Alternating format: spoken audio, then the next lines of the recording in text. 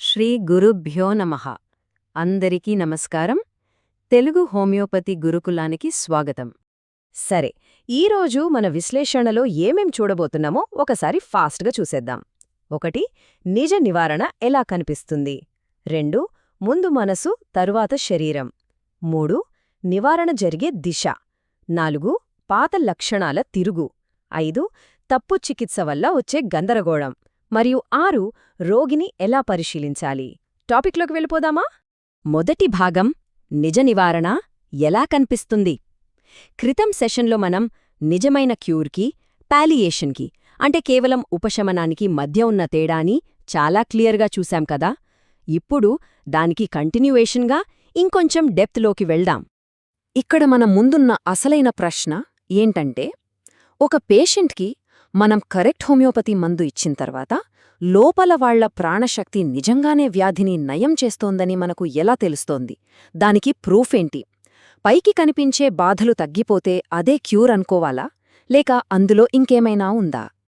Master హానిమాన్ గారు ఆర్గనన్ second అఫారిజంలో దీని గురించే చాలా స్పష్టంగా చెప్పారు. క్యూర్ అంటే ఏంటో సరిగ్గా అర్థం చేసుకోకపోతేనే మనకసలు సమస్య వస్తుంది. కంగారు పడిపోయి ఊరికే మందులు మార్చేస్తూ ఉంటాం. దానివల్ల జబ్బు తగ్గకపోగా లోపలికి అణచివేయబడే ప్రమాదం చాలా ఉంది. ఇది మనం ఎట్టి పరిస్థితుల్లోనూ చెయ్యకూడని తప్పు. రెండో భాగం ముందు మనసు తర్వాత శరీరం. అసలు హెరింగ్స్ లా ప్రకారం, ఆర్గనాన్ ప్రకారం ఈ హీలింగ్ ప్రాసెస్ అనేది ఏ ఆర్డర్లో జరగాలి? ఇది చాలా ఇంపార్టెంట్ అండి. క్యూర్ అనేది ఎప్పుడూ కూడా ముందు లోపలి స్థాయిలో అంటే మెంటల్ లెవెల్లో స్టార్ట్ అవ్వాలి. మన మందు ఇచ్చిన తర్వాత పేషెంట్కి ముందు ఒక రకమైన మానసిక ప్రశాంతత రావాలి. వాళ్ల ఎనర్జీ లెవెల్స్, ఉత్సాహం పెరగాలి, నిద్ర, ఆకలి బాగుపడాలి. ఇవన్నీ జరిగిన తర్వాతే బయట కనిపించే ఫిజికల్ సిమ్టమ్స్ తగ్గుముఖం పడతాయి. ఈ ఆర్డర్ పక్కాగా జరిగి తీరాలి. ఇదొక అద్భుతమైన ఉదాహరణ. ఒక కీళ్ల నొప్పుల పేషెంట్ మన దగ్గరకొచ్చారనుకోండి. మందు ఇచ్చాక వారం తర్వాత వచ్చి, డాక్టర్గారు నొప్పి ఇంకా కొంచెం ఉంది, కానీ నాకెందుకో చాలా ప్రశాంతంగా ఉంది, నేను చాలా యాక్టివ్గా ఫీల్ అవుతున్నాను అని చెప్పారంటే, వావ్, అది సూపర్ సైన్. వాళ్ల వైటల్ ఫోర్స్ కరెక్ట్ ట్రాక్లో ఉందని, నిజమైన నివారణ జరుగుతోందని దానర్థం. మూడో భాగం నివారణ జరిగే దిశ. మన క్లాసికల్ హోమియోపతిలో ఇదొక కంపాస్ లాంటిది. అసలు జబ్బు మన బాడీని వదిలి ఏ దారిలో బయటికి వెడుతోంది అనేది మనం ఖచ్చితంగా అబ్జర్వ్ చెయ్యాలి. డాక్టర్ హెరింగ్ గారు చెప్పిన రూల్స్ మనకు తెలుసు కదా. జబ్బు ఎప్పుడు కూడా సెంటర్ నుంచి పెరిఫరల్కి అంటే లోపలి ముఖ్యమైన అవయవాల నుంచి బయటి చర్మానికి వెళ్ళాలి. అలాగే పైనుంచి కిందకి తగ్గాలి. అండ్ ఫైనలీ ఏ ఆర్డర్లో అయితే సిమ్టమ్స్ వచ్చాయో దానికి రివర్స్ ఆర్డర్లో తగ్గాలి. అనగా పాత లక్షణాలు మళ్లీ వెలుగులోకి రావాలి. ఇది ప్రాక్టికల్గా ఎలా జరుగుతుందో చూద్దాం.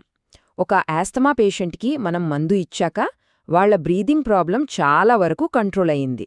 కానీ అదే టైంలో వాళ్లకి చిన్నప్పుడు ఎప్పుడో ఉన్న ఎగ్జిమా మళ్లీ స్కిన్ మీదకొచ్చింది. దీనర్థమేంటి? జబ్బు ముఖ్యమైన ఊపిరితిత్తుల నుంచి తక్కువ ప్రాముఖ్యత ఉన్న చర్మానికి నెట్టివేయబడింది. ఇది పర్ఫెక్ట్ క్యూర్కి నిదర్శనం. నాలుగో భాగం పాత లక్షణాల తిరుగు.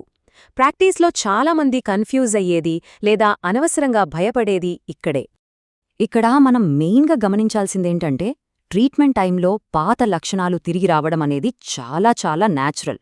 అది జబ్బు మళ్లీ తిరగబెట్టడం కాదు, లేదా మనమిచ్చిన మందు వికటించడం అస్సలే కాదు. మన బాడీ దానంతట అది క్లీన్ చేసుకుంటున్న ఒక గొప్ప ప్రాసెస్ అది. సో పేషెంట్లో పాత డిశ్చార్జెస్ గానీ, పాత కీళ్లనొప్పులు గానీ, లేదా పాత చర్మవ్యాధులు గానీ మళ్లీ కనిపిస్తే అది అబ్సల్యూట్లీ ఒక విక్టరీ సైన్. అది ప్రమాదం కానే కాదు అని మనం బలంగా నమ్మాలి. పేషెంట్కు కూడా అదే కాన్ఫిడెన్స్తో ధైర్యం చెప్పాలి. ఐదో భాగం తప్పు చికిత్స వల్ల వచ్చే గందరగోళం. ఒకవేళ డాక్టర్కి ఈ హీలింగ్ ప్రాసెస్ సరిగ్గా అర్థం కాకపోతే అప్పుడు జరిగే డ్యామేజ్ ఎలా ఉంటుందో తెలుసా? కేస్ మొత్తం మన చేతుల్లోంచి జారిపోతుంది.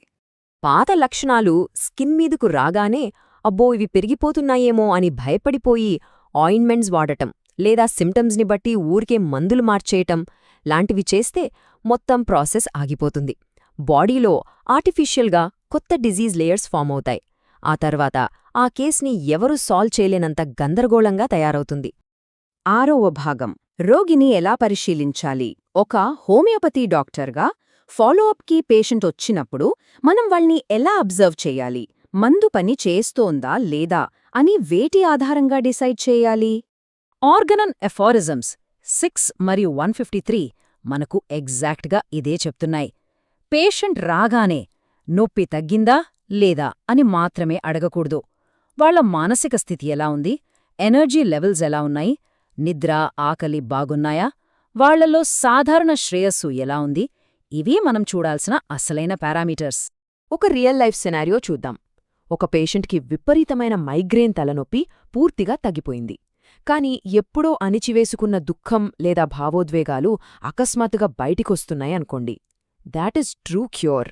అంటే జబ్బు భౌతిక శరీరం నుంచి మానసిక పొరల్లోకి అనగా లోపలి నుంచి బయటికి వస్తోందనడానికి ఇదొక సాలిడ్ ప్రూఫ్. దీనికి ఎగ్జాక్ట్ ఆపోజిట్ సినారియో ఇంకొకటి చూద్దాం. పేషెంట్కి ఫిజికల్ పెయిన్ మాయమైపోయింది, కానీ విపరీతమైన నీరసం వచ్చేసింది, డల్ అయిపోయారు, దేనిమీదా ఇంట్రెస్ట్ లేదు అనుకోండి. అప్పుడది నివారణ అస్సలు కాదు, అదే సప్రెషన్ లేదా అణిచివేత. అంటే జబ్బు ఇంకా డేంజరస్గా లోపలికి వెళ్ళిపోయింది అని అర్థం. సో మనం కేవలం టెక్స్ట్ బుక్లోని సిమ్టమ్స్ని మెకానికల్గా మ్యాచింగ్ చేయడం మానేసి కొంచెం డైనామిక్గా, క్లినికల్గా ఆలోచించడం అలవాటు చేసుకోవాలి. మనమిచ్చిన మందు నిజంగా లోపల ప్రాణశక్తిని యాక్టివేట్ చేసి క్యూర్ చేస్తోందా లేక కేవలం పైకి కనిపించే లక్షణాన్ని అణిచివేస్తోందా అనేది చాలా నిశితంగా అబ్జర్వ్ చేయాలి.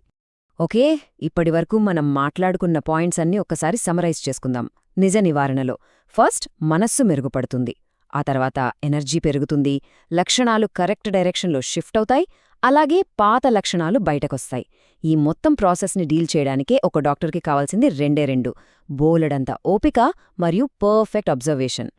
ఇక్కడితో ఈ టాపిక్ కంప్లీట్ అవుతుంది. ఇక మన నెక్స్ట్ ఎపిసోడ్స్ 48A అండ్ 48Bలో ఒక కేస్ని పూర్తిగా ఎనలైజ్ చేసిన తర్వాత అసలు ఏ లక్షణాలకు మనం మందువ్వాలి, ఏవి కేవలం గమనిస్తూ వదిలేయాలి, అసలు లక్షణాలను ఎలా అంచనా వేయాలి అనేది ఇంకా డీటెయిల్డ్గా నేర్చుకోబోతున్నాం. ముగించే ముందు ఒక చిన్న ఆలోచన. మీ ముందు ఒక పేషెంట్ కూర్చున్నప్పుడు పైకి కనిపించే సూపర్ఫిషియల్ లక్షణాలకు వాళ్లలో జరగాల్సిన డీప్ క్యూర్కి మధ్య ఉన్న వ్యత్యాసాన్ని మనం నిజంగా క్యాచ్ చేయగలుగుతున్నామా? ఏ టైంలో మనం వెంటనే మందివ్వాలి, ఏ టైంలో జస్ట్ వేచి చూడాలి? ఈ ప్రశ్నలు మీ మైండ్లో రన్ అవుతూ ఉండనివ్వండి. నెక్స్ట్ విశ్లేషణలో వీటికి సమాధానాలు చూద్దాం. జై శ్రీకృష్ణ వాసుదేవా.